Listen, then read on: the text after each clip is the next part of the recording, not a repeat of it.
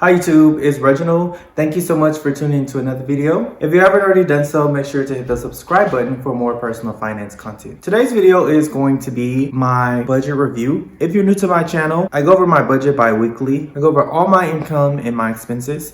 And at the end of each month, I recap the budget and go over my net worth. So I'm going to start off with my budget. Overall was I pretty much stayed on par. However, except for a few categories. The first category I didn't stay on par with is, of course, my emergency savings. I had to completely ignore that part of my budget, which I'm going to talk about a little bit later. My roof savings, if you've been following me, you know that I am saving for a new roof, which I'm really excited about. So far, I've saved $2,800. I anticipate to save more than that. My overall goal is to get to at least $7,000, $8,000 to cover the price to replace my roof. However, after this month, I'm deciding that my goal of completing my roof by December 31st is quite an ambitious goal, especially since I'm getting a little bit burnt out with my finances between saving and spending. Now, this has been something I'm really working on, trying to figure this out. Like, how much do I save versus how much do I spend? If you have any tips, please share those with me, because I'm not used to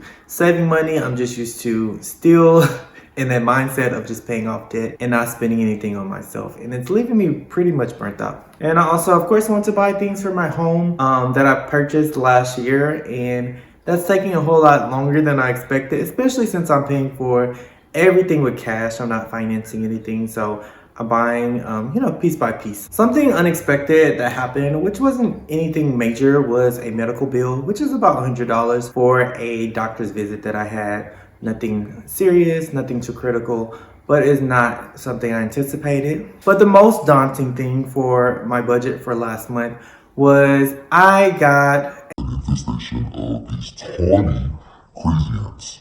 Now, if you don't know what crazy ants are, they are these ants from, I believe, there's some from Argentina and then some for the Caribbeans. However, these ants are like insane. So they cause lots of problems with electricity. They also keep coming back. So I kept spraying. I had the exterminator come out and spray because I kept seeing these ant carcasses. And I'm like, what is this? Like, why is it still here? And then the ants would come back and come back and come back. And I was hoping like, oh my gosh, I hope this isn't crazy ants.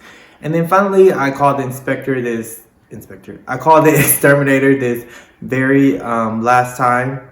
And he did let me know that they were crazy ants, and I was hoping that they were something else like carpenter ants, because I did not want them to get into my electrical outlets, which they tend to, and they even blow out. They have been known to blow out transformers, so I did not want to have to hire an electrician. So the exterminator came, and they do require a special bait because they are invasive, and if you think fire ants are intense, these ants are even more intense. They have like more than one queen within a colony, and they just spread out and they kill all the other ants and basically insects and just mess up the whole ecosystem. I mean, I've learned a lot with it, and my inner nerd is coming out right now because I really like to research these sorts of things.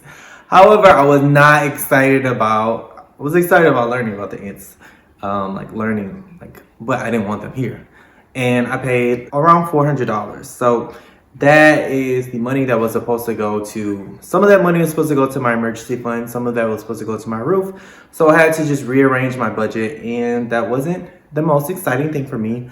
However, I'm glad that it's over with, and I'm also glad that the ants did not mess up any of my electricity. So that's something, and I'm also very blessed to be able to afford that. So that's a humble way to look at it, and that's a positive way for me to look at it, even though I'm not too excited about it. Now for this, there are some do-it-yourself methods, but because crazy ants are so intense, I did not want to take that chance for myself.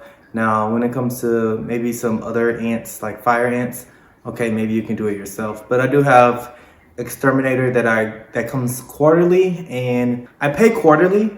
However, they can come back for an unlimited amount of time to come out and spray and take care of pests. But certain pests that require special treatment, of course, you pay more for that. That, for me, is worth the peace of mind. So because I did have to pay for this, I decided that, okay, I'm a little burnt out because I'm constantly paying for stuff with my home, like paying for a new furnace, paying for these crazy ants, just paying for just that, and also saving. So I decided that I'm going to I decided to buy myself a rug and also buy some more wallpaper for my wall in my bedroom. I had initially an accent wall, but I was like, I really like the way this wallpaper looks. It's like this faux crocodile skin, and it's just really cool. So I just wanted to put it throughout my bedroom. If you've watched some of my videos, you may have seen it, I think, in my video about homeownership. So I think I'm gonna put that around the whole room, and I'm excited about that look. It'll be very warm and dark room. So now my net worth. I use personal capital to record my net worth. I am not getting paid by personal capital. I do not have any sort of referral code for personal capital. I use it because it is completely free. You can track your net worth through a spreadsheet, by paper, or even another app. This is just the one that I chose to go with. Now my goal for my net worth was by September of 2022 to be worth more than 100K. And I'm excited to say that I've reached that goal. Now this may fluctuate a little bit, but I am right at the 100K mark. And I'm excited because I know like months from now, of course, I'll be worth more than that. But I'm excited to get to that milestone.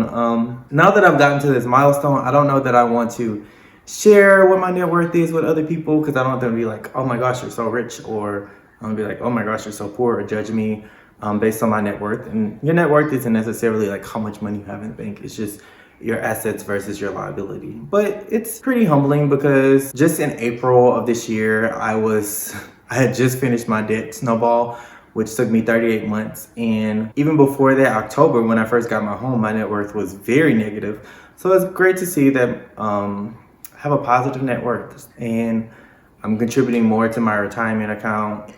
But yeah, so that's pretty much the month of November. I'm excited about December because December is even more on winter holidays. I'm excited about Christmas. I just love the music. I love the cool weather because in Texas, well, Houston, it doesn't get too cold here, but it gets cool. And I'm excited about, going to holiday parties with friends and family. So December is looking very promising for me. If you found this video to be helpful, make sure to hit the like button. Also, I would love to hear your tips on how you save versus how you spend.